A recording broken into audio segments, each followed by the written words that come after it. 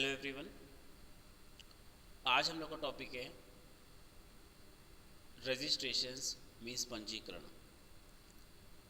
सभी बिजनेसमैन को मालूम होना चाहिए कि उनका बिजनेस जीएसटी में रजिस्टर्ड होना कब मैंडेटरी हो जाता है। तो ये हमारा डिसाइड किया जाता है टर्नओवर की लिमिट के अकॉर्डिंग। तो उस पर हम लोग डिस्कस करेंगे। तो यहाँ पे देखिए आपका सीजीएसटी एक्ट में 4 स्टेट को अलग एक स्पेशल प्रोविजंस में रखा गया है, जिसमें है आपका मिज़ोरम, मणिपुर, नागालैंड एंड त्रिपुरा।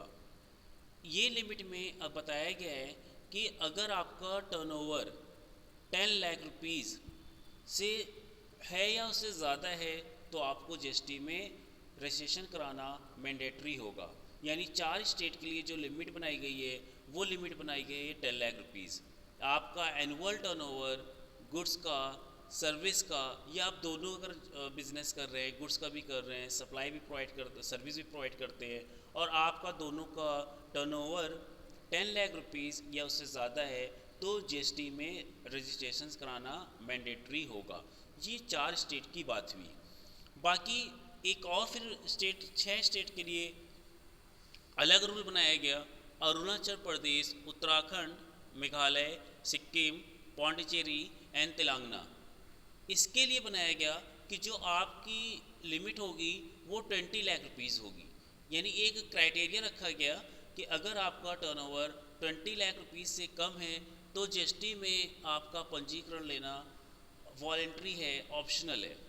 और अगर आपका टर्नओवर 20 लाख रुपीज़ या उससे ज़्यादा है तो आपको जीएसटी नंबर लेना मैंडेटरी है, मीन्स आपको जीएसटी में रजिस्ट्रेशन कराना पड़ेगा। उसके बाद ये आपकी 4+6 10 स्टेट को हम हटा देते हैं। उसके बाद जो रिमेनिंग स्टेट्स आती हैं उनके लिए जो टर्नओवर लिमिट बनाया गया है वो बनाया गया है 40 लाख रुपीज़।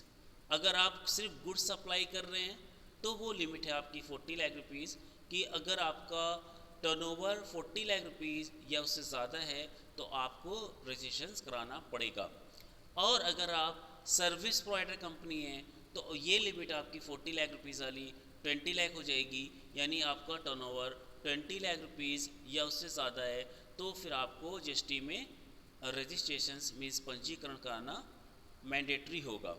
और अगर आप गुड्स प्लस सर्विस दोनों प्रोवाइड करते हैं, दोनों में डील कर रहे हैं, तो भी आपका जो लिमिट होगी वो 20 लाख रुपीज़ होगी।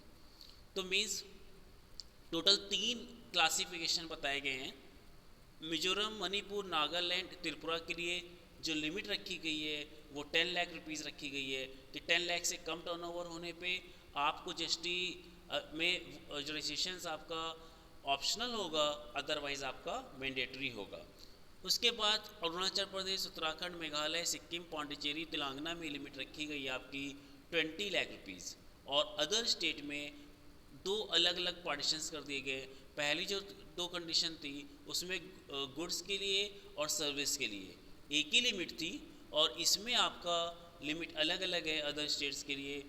अगर आपका बिजनेस में गुड्स में डील कर रहे हो तो वो आपकी लिमिट है 40 लाख रुपीज़, और अगर आप सर्विस में डील कर रहे हो तो आपकी लिमिट है 20 लाख रुपीज़, और अगर आप गुड्स एंड सर्विस दोनों में डील कर रहे हो तो भी आपकी लिमिट है 20 लाख रुपीज़। मीन्स 20 लाख से कम का टर्नओवर होगा तो आप पंजीकरण कराइए या ना कराइए, और अगर 20 लाख रुपीज़ या उससे ज़्यादा का टर्नओवर होगा तो आपको फिर रजिस्ट्रेशन कराना मैंडेटरी होगा।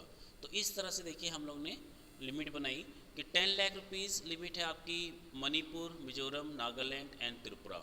ये लिमिट बनाई गई 10 लाख रुपीज़। और फिर 6 स्टेट में आपका अरुणाचल प्रदेश, मेघालय, पौंडीचेरी, सिक्किम, तेलंगाना, उत्तराखंड में लिमिट बनाई गई 20 लाख रुपीज़, और रिमेनिंग स्टेट के लिए आपकी लिमिट बनाई गई 40 लाख रुपीज़। इसमें एक और पॉइंट ध्यान देना है कि जो 10 लाख रुपीज़ फर्स्ट कैटेगरी में लिमिट बनाई गई है, ये आप चाहे सर्विस प्रोवाइड कर रहे हो या आप गुड्स डीलर हो, दोनों ही कंडीशन में 10 लाख रुपीज़ है। सेकेंड कैटेगरी में जो आपकी 20 लाख रुपीज़ लिमिट बनाई गई है उसमें भी अगर आप गुड्स में डील करते हो या आप सर्विस प्रोवाइडर हो तो भी दोनों में लिमिट आपकी 20 लाख रुपीज़ है। थर्ड कंडीशन में अगर आप गुड्स में डील कर रहे हो तो ये लिमिट 40 लाख रुपीज़ है, और अगर आप सर्विस में डील करते हो, सर्विस प्रोवाइडर कंपनी हो आप, तो फिर आपकी लिमिट 20 लाख रुपीज़ है। और अगर आप गुड्स सर्विस दोनों में डील करते हो तो भी लिमिट आपकी 20 लाख रुपीज़ है। तो ये कंडीशन हो गई आपकी कि कब आपको जीएसटी में पंजीकरण कराना होगा और कब जीएसटी में पंजीकरण कराना आपका ऑप्शनल होगा। तो आई थिंक आपको ये पॉइंट्स क्लियर हो गया होगा। Okay bye, have a nice day.